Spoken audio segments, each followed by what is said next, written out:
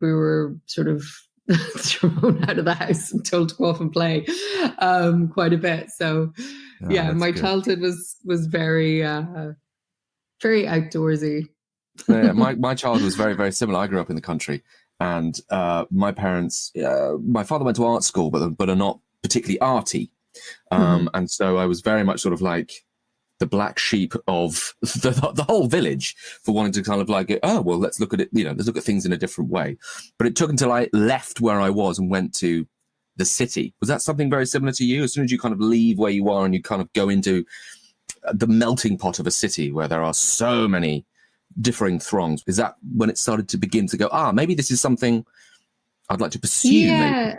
Well, no, I mean, so where I grew up it's a very small community, and definitely I felt a little bit like the outsider there. And obviously it's a border county. I come from a border town. Growing up in the 80s there as a policeman's daughter, you're a bit like that anyway.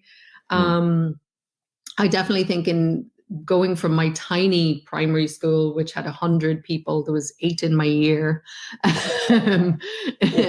But when I went to the town, the secondary school, I definitely found like-minded people there. And I was really, any kind of theatre group that we had in high school, I was hugely involved in. And I knew at that point that that's what I wanted to go on and do. So I knew as soon as I was going to leave school that I was going to go away somewhere.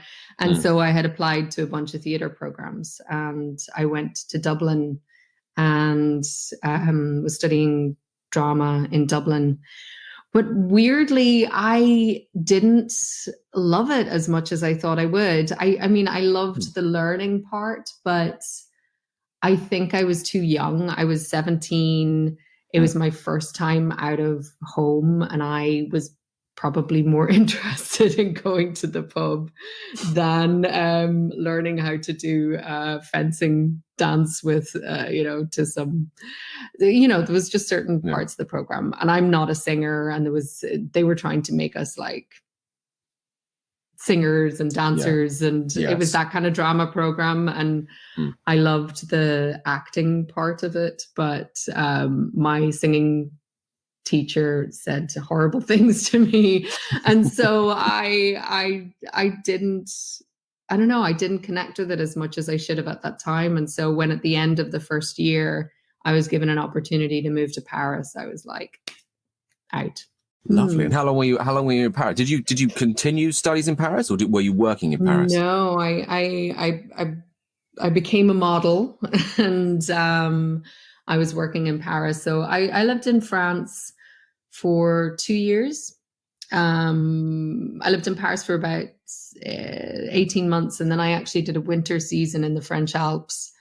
I sort of took a year out of modeling early on and went and did a winter season, and then did a bit of traveling, and then went back to it. And then I moved to London and then New York. Very well traveled. And what with your father being involved in comedy, did you ever think that would feature far more heavier? Like, did you think, maybe comedy would be a route, seeing as you kind of see it with a parent, and quite successfully as well? I mean, it's funny. I don't know. I guess it's like something that's never really come to me. So I've always geared more towards drama, but it's something I secretly would like to, try my hand at. I don't know if I'd be any good at it.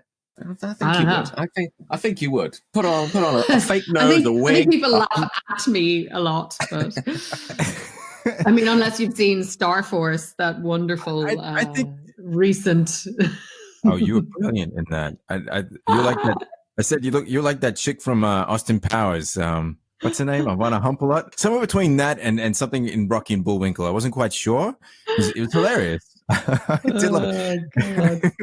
You should work on your stand-up too. You could have a Netflix special in no time. Why not? I mean, everyone's doing it. I mean, I could think of a few reasons why not. Well, I wanted to talk about the modeling life for a second, because you went from a successful model to very successful actress, but you're not the first person to do that. There's some other favorite actors have gone on that path. Like, Not. no, you're not. Dude, don't be so shocked. I can think of Charlize Theron, Jennifer Lawrence, Jessica Lange is one of my favorites, to name a few. But Jennifer Lawrence, Yeah. she started acting when she was like 16. How could she she have started had a modeling successful- before that. Can you imagine? She did. Really? Wow. Yeah. Overachiever. Jesus Christ. You can talk. But I think there's this problem that some people have with accepting models as actors. Like, somehow being a model somehow threatens your credibility. And I'm wondering if this is something that you encountered in your career, and what does modeling mean to you in your career as an actor? Well, it's really interesting because I still get described as a model actress. And I think of all the actors who had jobs before they were actors, whether they were barmen or waitresses or whatever, and none of them get described as barman actor or waitress actress. And it's Right. really funny because it's almost like it at some point it ceased to be a job and it became a personality description. Yeah, this is idea that you're slashy. You can't be two things at once. And somehow being a model / actor erodes your credibility of being a legitimate actor. And I find that very interesting, particularly someone as you who've been so successful. I mean, you're running Victoria's Secret catwalks and stuff.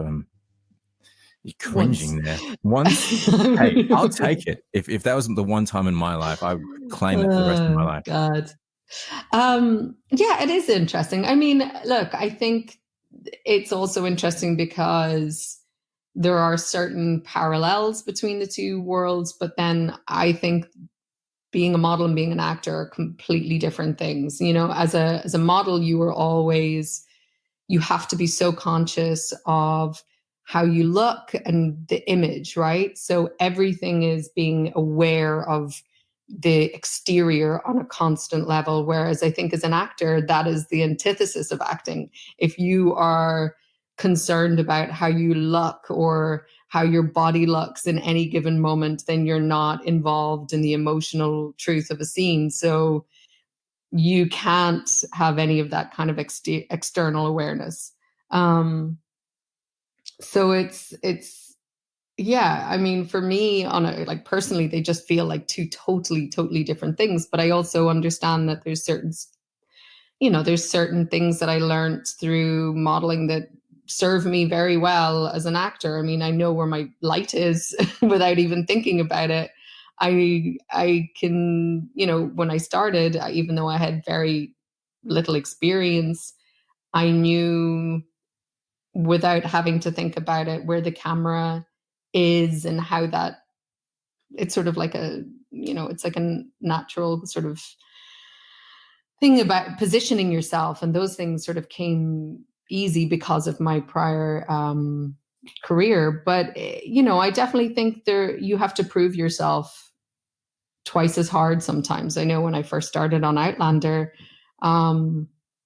we had a different hair and makeup person in the very beginning. And I know she made some derisive comment about me being a model. And I think some people think that because you're a model, you get an easier shot at things, or somehow people give you a chance just because you look a certain way. But as I think any actor who's ever gone through a show or anything, that you have to earn your place, and you get there because, they're not going to give it to anyone.